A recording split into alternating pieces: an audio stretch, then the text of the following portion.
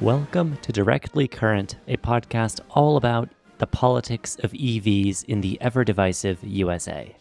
A common knock on electric cars is their limited range, but that's actually old news, as many mainstream cars like a Tesla Model Y or Chevy Equinox can comfortably do 300 miles on the highway, with some bleeding-edge options like the Lucid Air sedan even being capable of over 500 miles. For longer trips, however, there is a sincere and well-founded concern in the US of finding a charger between stretches of our iconic hundreds miles long highways. In an ideal world, many electric cars should be able to charge in 20 minutes or less to go for 3 or 4 hours at a time, even longer at highway speed. But finding stations that work for your car at full speed, that are online, reliable, and maybe don't have a queue to wait for can be a nightmare, especially in areas like California that have high EV adoption and not enough charging. This pain point isn't universal. Plenty of corridors have lots of charging options, and drivers of Teslas are used to the very reliable, very abundant supercharging network, which is slowly expanding to other brands. Charging scarcity is a big thorn in the side, however, for people who live in states like West Virginia, Wyoming, or the eastern part of Utah. But today I'm speaking with folks who may be part of the solution for that. I'm Max Patton, and today on Directly Current, we're talking with two men who work with NACS, the National Association of Convenience Stores. Yes, you heard that right. If you've ever heard the wisdom that gas stations don't make money on gas, but rather on the goods they sell you, you'll understand why this group is so influential for highway travel corridors. Folks represented by NACS are who you've likely stopped at countless times on road trips in your gas car. Think food, subs at Wawa, soda at Sheetz, car washes at Buc-ee's, that kind of thing. And they may be a key piece of the puzzle for helping solidify electric charging stations in this new era of travel. Let's talk with Karl Doenges, the EV charging liaison for NACS, and his colleague John Eichberger, who works for their Transportation Energy Institute. I'll start with you, John. Yeah, so I started, almost 25 years ago. I was working on Capitol Hill doing energy policy. Then I started lobbying for the convenience store gas retailers, representing the industry before Congress, administration, and the media. And it was about 2011, 2012, the leadership of that organization saw a gap in the collaboration among different stakeholders and the lack of objective studies to help them understand what the future might look like.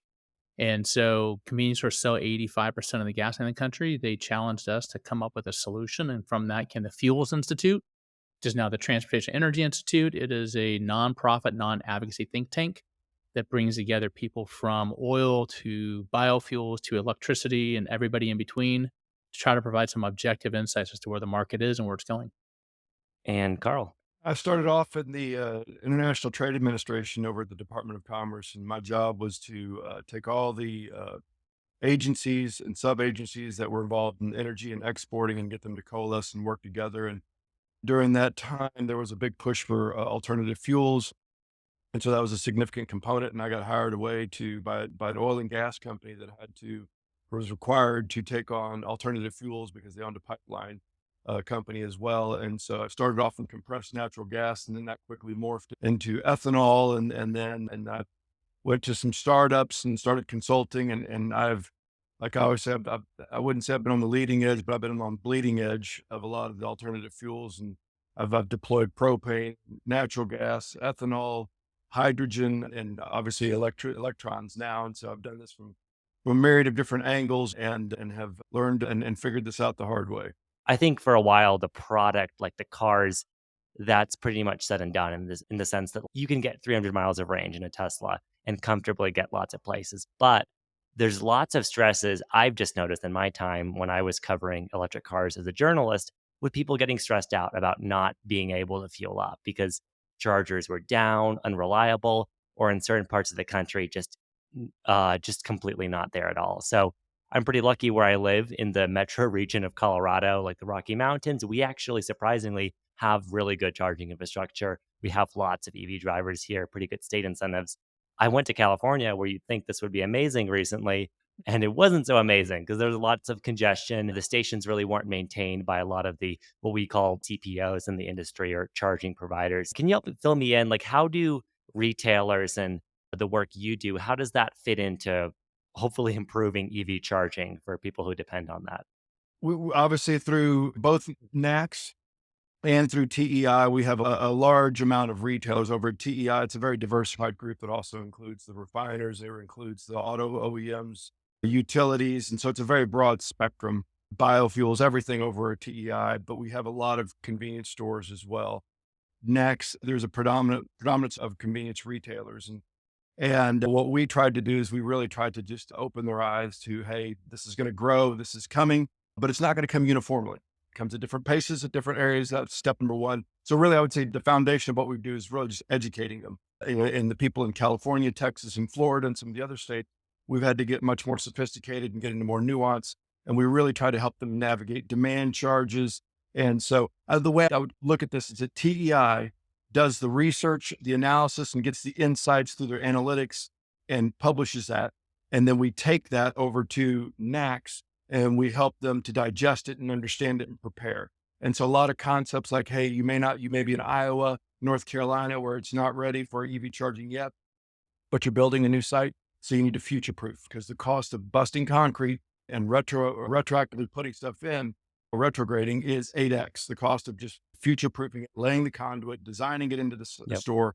So those are some concepts we tried to deal with. And then just the understanding of just the basics of charging the customer. Again, we go back into TEI. We grab the big national survey, the global survey they did on EV drivers and site hosts, try to bring those things over to retailers to understand, hey, this is the perception of the driver. This is what the retailers that have already done it are saying.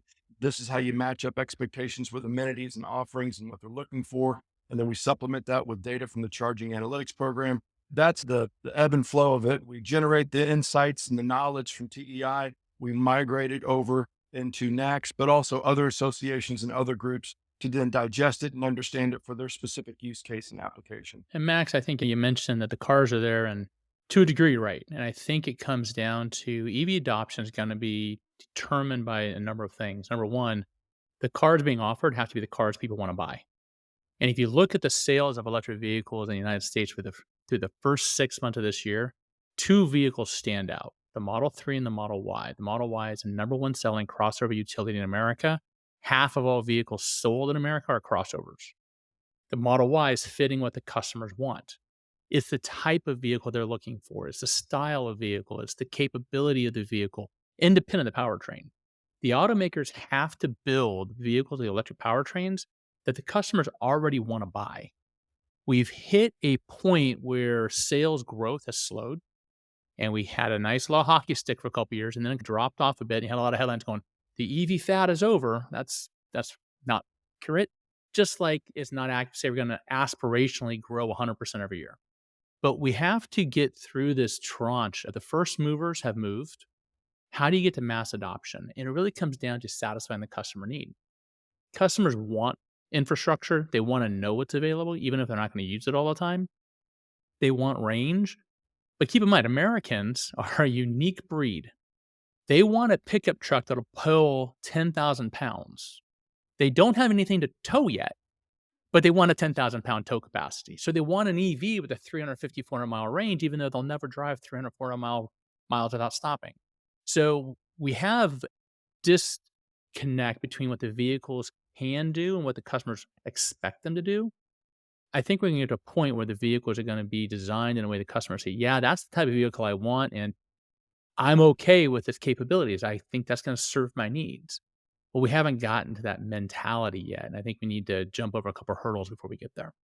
Yeah, no, that's a really fascinating point. Thanks for filling me in on that background, Carl. And John, what you just said is really true about the product in the sense that, like, some of those capabilities are there where EVs can tow a lot, maybe not necessarily super long distances that Americans want. The European automakers have no conception of this because in their market, that almost doesn't exist, right? People are Right. towing maybe 2,000 pounds to a lake 50 miles away. In the US, it's a very different story. And even at the bleeding edge, with we can look at Silverado EV, what Rivian are doing. These are vehicles that are tremendously capable off road in an adventuring context for towing. They just probably cost a lot more than most people would like them to. And they have a lot of battery in them. And perhaps the technology isn't there for someone to cross shop a GMC Sierra gas car and a Silverado EV or whatnot, because one is a lot more expensive than the other and quite a proposition. And then circling back to the infrastructure, if they want to drive it from Wyoming, from Cheyenne to Nevada or California, they don't want With to a have to camper make, behind it, good luck. yeah, good luck. It's so interesting to me how low, it sounds so obvious, but how local and regional the charging story is. I drove from Denver to Telluride this last weekend, not an issue in my car, which is not a particularly efficient or bleeding edge car, Polestar 2. I like it, but it was totally fine, totally doable. That's a really big distance over mountain passes, but it's very well supplied by a variety of different charging infrastructure providers. Wyoming, that story doesn't exist. In a lot of states, that story doesn't exist, or lots of parts of those states. I think probably the most infamous example in the US would be West Virginia, where you have the Metro DC area, where you can imagine, right? Capitol Hill, lots of people who probably have an electric car or could have an electric car at home.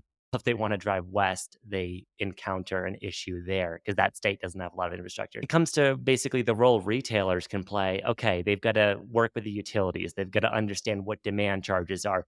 What are some of these biggest challenges or roadblocks you have to teach them?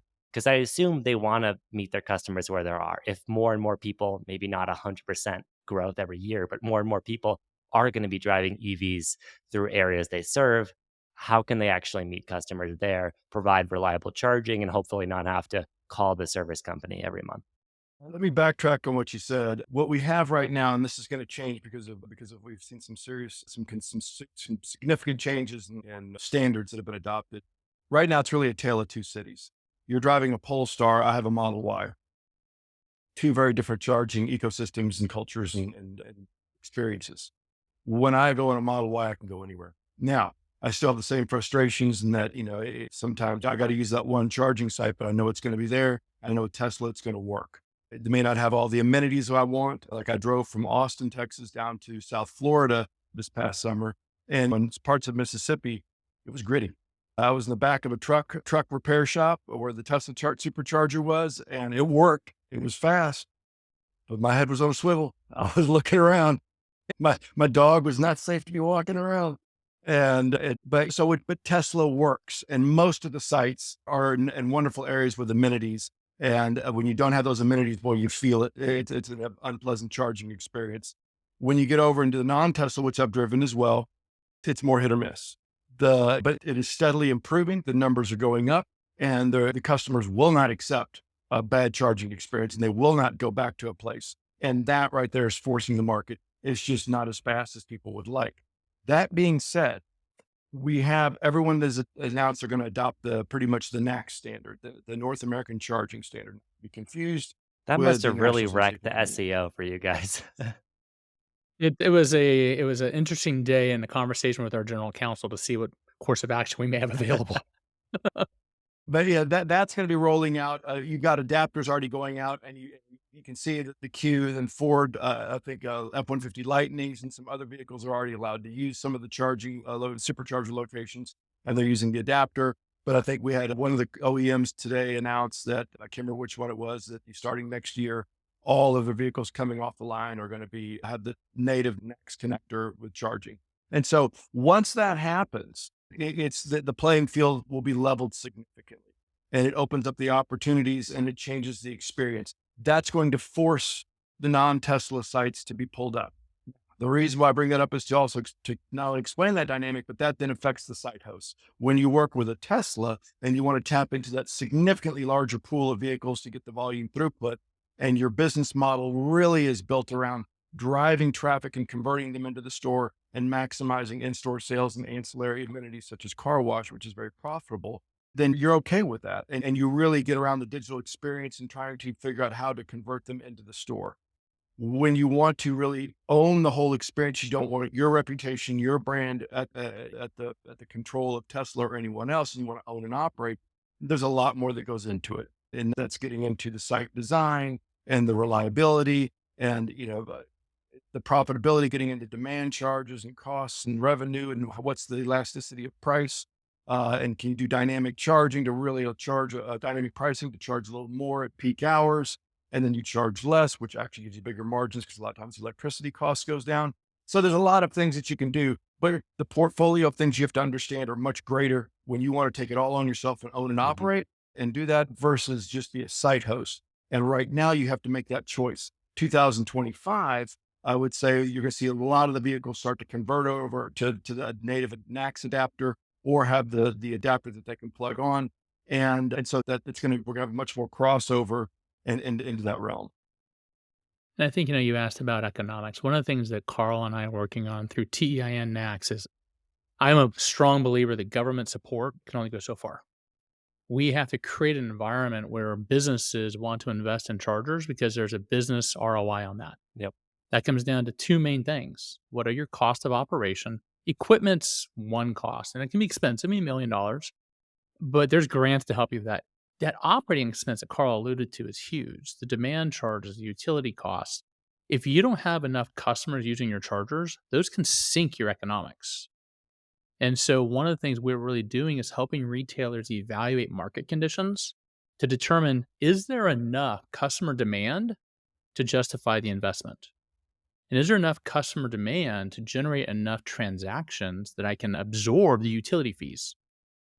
Once those things are locked in, go. We've also told them, call your utility now because you may be on a 4-year wait list to get equipment. So if you think you're thinking about getting an EV charging at some point, start making the plans now and then pull the trigger once the demand is ready for you. Yeah, it is really surprising to me how vast, even from a consumer point of view, the experiences are between, let's say, a site host like a gas station who installed a charge point 62 kilowatt DC fast charger 6 years ago, and there's literally cobwebs on it. No one's touched it since. You can imagine how that goes. Whereas I think, let's say the polar opposite, a major chain with scale like Buc-ee's has 90 gas pumps, 16 Tesla superchargers, and guess what? At least the one near me seems to have the superchargers with the Magic Dock. So they have that native adapter so they could plug into either car format at the moment.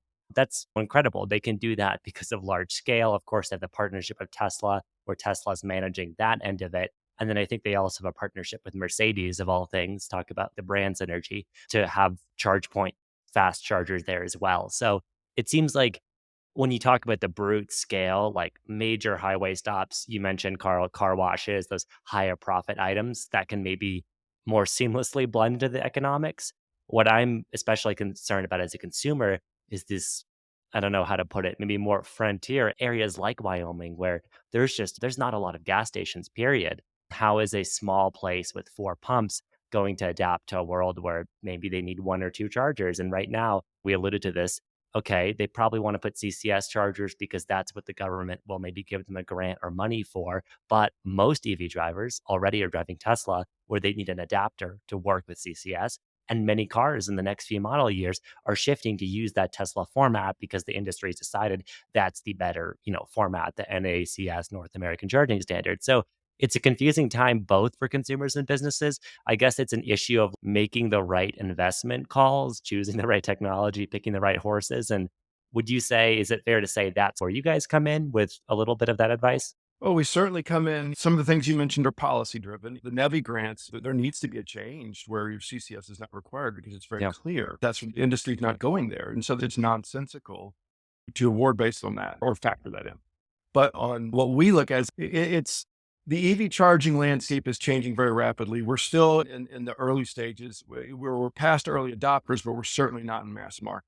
And so the habits and the insights we're getting are changing the scale and the demographic change of the EV driver.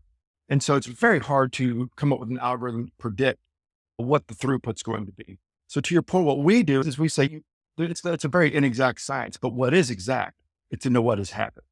And so what we've done is we've pivoted over at TEI and our EV Council working through the charging analytics program. And that is we pulled up all the historical data and we update it every single month. What is it, John? Over 2 million charging sessions every month that we're uploading into our system. And that's going to grow as we get more data sources that are about to be uploaded or onboarded. And what we try to do is try to say, hey, up until last month, what's happening? And you can sit there and break it down and look at what's the utilization rate or the number of charging sessions or the failure rates. And you can slice this and dice it and look at all different types of factors to dial in and even look at trend analysis to see what's been happening over time. Is it moving in the right direction? Is it flatlining? Is it going down? You can see all these things. But what we've really tried to do, and this is something that we've done over at NACS for a long time with a research house, and that is we try to do benchmarking. And we do this, we wrap it up in what we call the state of the industry report, but the benchmarking really, what's going on out there with people that are like you. And so we have this capability where you can sit there and say, okay, we could do it on a site level basis, but EV charging sites are so site specific based on, do you have to make a left-hand turn cross traffic to come in, or is it a right turn that's easy? All these little nuances have a significant impact on the volume throughput of your charging station. So to zoom in on one site is not accurate. You have to zoom out and look at the county levels, what we've determined based on the number of charging sessions we have, to wash out all that uniqueness so you can really get significant insights that are actionable intelligence to see what really is happening. And so we find all the counties that are in your cluster, your typograph, that are very similar to yours based on the top 6 or so key dynamics that correlate with high utilization rates. And you can get in there and you can look at that and say, okay, this is how counties like mine, this is what I can expect from their utilization rates and the number of charging sessions they have. Then you can go within that. And you can say, I really just want to look at the ones that are exactly like mine and say, I want to see one of the ones that are just convenience stores or just quick serve restaurants right next to an entrance ramp or an exit ramp.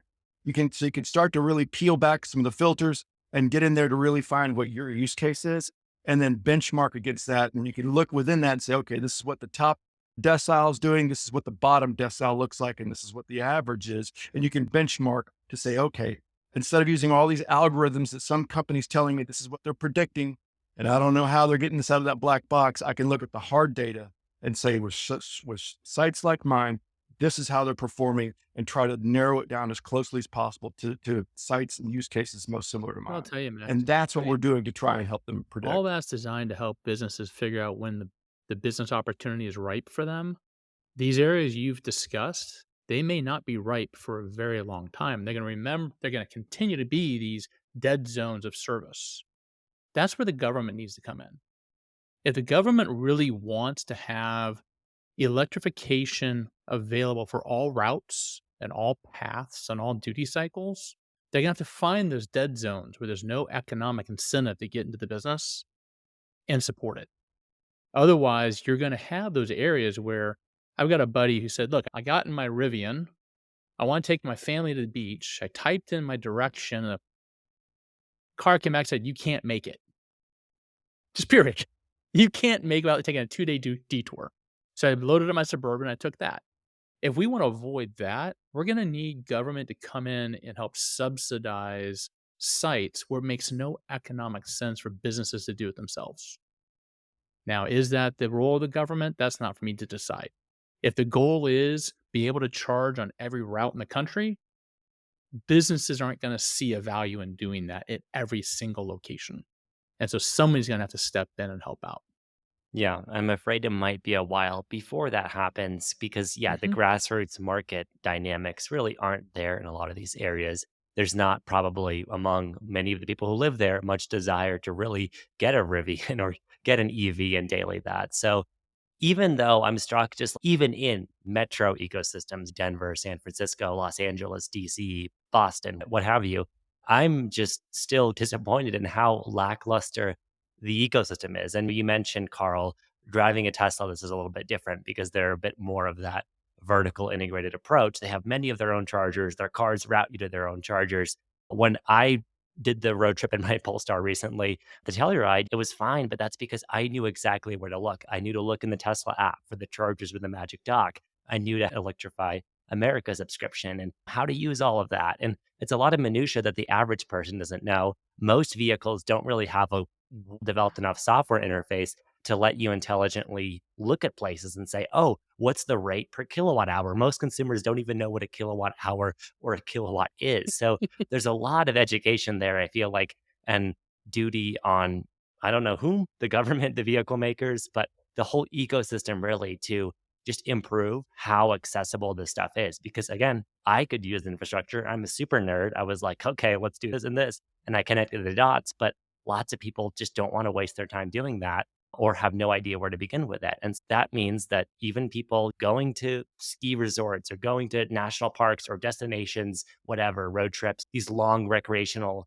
places that actually may have the infrastructure, they may not be able to use it. And that's what I feel like is a fire that hopefully we can put out sooner, maybe with what you were mentioning, Karl, better data, better analytics that can tell people, okay, is something actually online? Is it actually worth keeping this site maintained?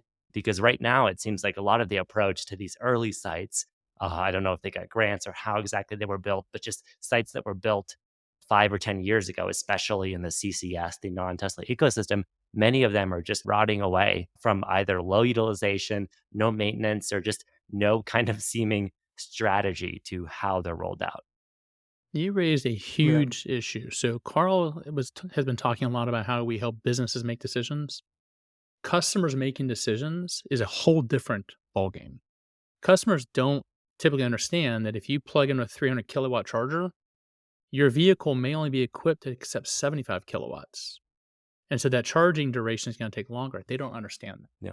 The description of a customer you had earlier driving a pickup truck, pulling their recreational vehicle somewhere, that driver, one, likes their pickup truck to make noise. Two, doesn't want to deal with the complexity you just described. And three, why should I? Is their mindset. And there's a big chunk of the population that EVs are not attractive to them. Whether they make economic sense and they're viable, it's not what they want. And so one of the things that Transportation Energy Institute does is we focus a lot on electrification because that's what everybody wants to talk about. But we're also looking at the legacy vehicles, the 300 million in operation in North America, and we're looking at the new to market ICE vehicles, combustion vehicles, and we're looking at those customers who don't want to buy an EV. How do we reduce their emissions? How do we reduce carbon from those vehicles? And the only way to do that, you have to lower the carbon intensity of the liquid fuels they consume. Mhm. The problem we run into is the political juggernaut that we're dealing with says if it's not electricity, we're not talking about it. But you're leaving tons and tons of carbon coming out of the legacy fleet because you won't let us talk about lower carbon fuels. Lower carbon fuels are going to precipitate the use of fossil fuels. If the goal is eliminate carbon, who cares where the eliminations come from? Electric vehicles make a lot of sense for a lot of people, and they have a huge advantage on emissions compared to their ICE competitors. But for those populations that are still driving ICE vehicles, will be for the next 25, 30, 35, 40 years, those consumers who say, I never want to buy an EV, why should they continue to spew carbon in the atmosphere when we have options to reduce their emissions? We have to allow innovation and carbon reduction be the driving force of our decisions from a policy perspective rather than this myopic view that electricity is the only way to achieve a lower carbon transportation system.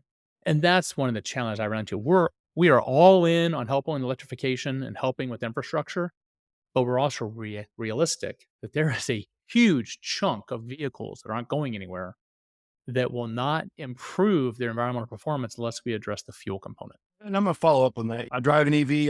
I'm a believer, and if you look at Wright's law on battery costs, it's been unbelievably accurate. See, we all know where the price basis is going, or the cost basis is going on batteries, which is the primary component, most expensive component of EVs, and that's going to drive a lot of adoption. Well, that and offering a compelling product that people want. So we know and Cox Automotive, I believe, John, correct me if I'm wrong on this, did a study that says if your neighbor has an EV or if you've been in an EV, your perception goes from negative to positive, and you're more likely to buy Social one. familiarity is That's huge. yeah, that's going to organically grow. But what no one's talking about, and this is the basis upon which John was talking about, is the life cycle or the life duration of a vehicle. How long it stays on the road, I believe, is at the highest it's ever been. Was it 12 years on See, average, Oak John? Ridge National Laboratory found that half of every vehicle, light duty vehicle sold today, will be on the road in 16 years. Some will be on the road in 30. And So as prices get higher, people aren't replacing their vehicles or holding on to them longer. Yeah. And so those vehicles are going to be here for 2, 3, 4 decades. And the lower income communities with the worst pollution are driving 30-year-old vehicles. They can't afford a 20-year-old vehicle. What are we doing about those communities? How are we helping them? They're not buying an EV, but we're not doing anything to help them improve their air quality or efficiency. So I get a little soapboxy on this because I think the shiny golden goose of electrification is aspirational, and I don't think it applies to everybody.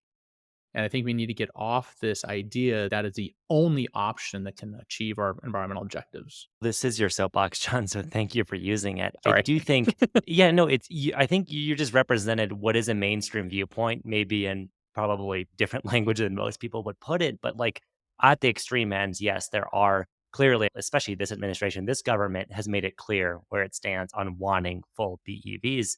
And then we know where the other administration or the other parties stand on that too. And there's even, I see, because I'm a car enthusiast as well, lots of car enthusiasts who will say, oh, I will only want synthetic fuels or whatever, something that's still combustion, right? You have a very mature technology that people are used to using. You have infrastructure that's already rolled out for it. You also have this is EV politics, right? The political angle of it, where lots of people see the forced electrification as basically something that's being forced upon them and something that they don't like in that way. And so for that reason, I think a lot of people, a lot of normal people, probably a lot of the mainstream is warming up to things like hybrids, or basically like you were teasing, John, the vehicles that maybe aren't perfect, but have a much better emissions profile than the diesel truck that was coal rolling me as I'm biking down the road. Like there, you can make a big improvement there. And so that's where you see a lot of obviously what you're doing at TEI and with NACS. You have to be a little agnostic about it. You can't be ideological about we have to be all in on this tech. And that makes sense to me. I'm an advocate, I'm a nerd. So for me, I'm all in on the bleeding edge. I'm all in on EV, but I absolutely get that many people are not there yet. But what I think is important to note though is that yeah, the life cycle of these vehicles is long. And so at the moment, the pragmatic approach that maybe represents a lot of the mainstream represents certainly like one of the largest automakers in the world, Toyota, who is very slow on their BEV product strategy, is that, yeah, people maybe will be buying hybrid Tacomas or Forerunners or whatnot.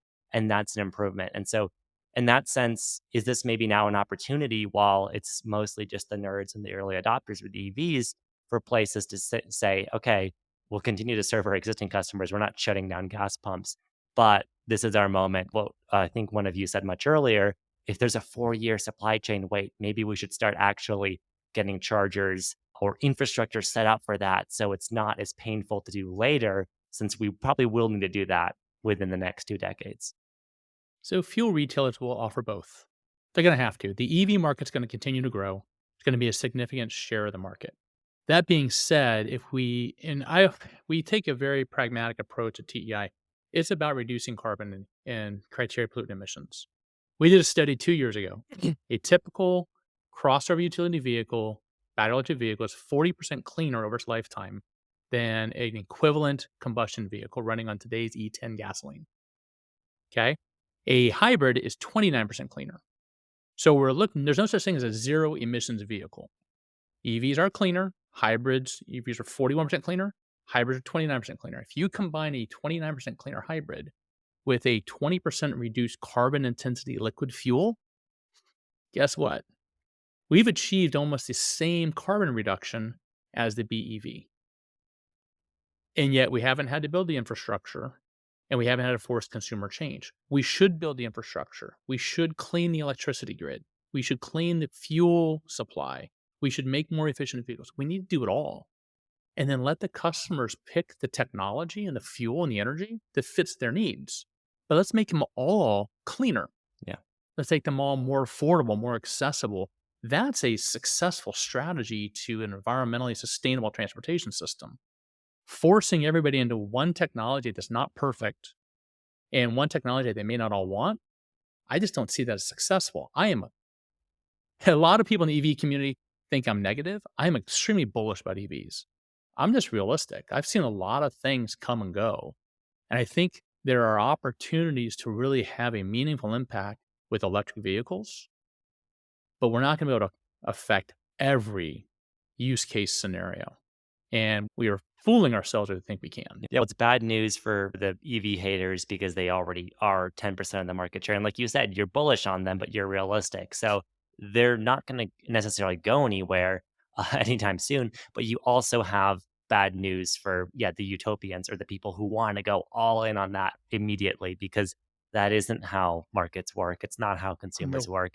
It's not how the infrastructure around us works. So I think, yeah, it's very important at this point to basically hedge your bets, to be agnostic, but also to make those investments that set you up for success in the future, because we've already seen, like I mentioned, in metro areas in California, what happens when places maybe have a policy that pushes really aggressively for consumers to adopt EVs, but don't actually have the infrastructure story to back it up. And then you get Uber drivers at 4 a.m. waiting to charge, which is just dystopia. But that is reality for some people right now, especially in the EV world. And that's not the reality a lot of people want to live yet. Definitely. Yeah, very informative to hear from both of you. Thanks for joining me. Any other kind of closing thoughts you have on the transition, electrification, or alternative fuels? Last comment I'll give, Karl, last word is EVs are going to be a huge part of the market. And convenience fuel retailers are going to provide service for their customers, period. And so even if we don't get to 100% of EVs, there's going to be charging infrastructure built to satisfy the needs of the population to give them real options. And the customers are going to have increasingly better choices and better options in the electrification world. And that's a good thing. And that is an optimistic thing. And the more choices customers have, the better off they are. The resiliency and the creativeness of these companies is pretty damn astounding. And they've come up with unbelievable ways to work around it, using battery technologies and other technologies. So there's a lot of ways that we can deploy and fulfill the needs in the markets where the need is right now. And you can do it economically, but you have to be smart and you have to do it the right way. And like I said, you have to maintain your equipment, but there is a solution. There is a path to offer a great product with great service and a great experience. You just got to do it right.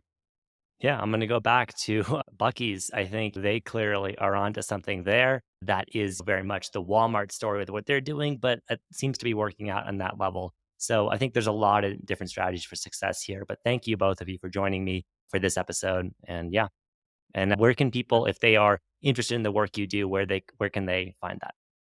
We are at transportationenergy.org, and we have an electric vehicle council, medium heavy duty committee, whole bunch of resources to help people find answers to the questions they have. Thank you again for NACS and, of course, Karl and John for coming on our show. I hope that was informative and helpful to you, and I'm so appreciative that you listened to this episode of Directly Current.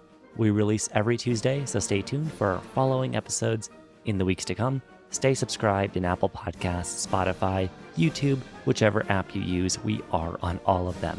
If you'd like to send us feedback, tips, or advice, we have an email that will be in our show notes for this episode and more. So stay tuned and see you next time.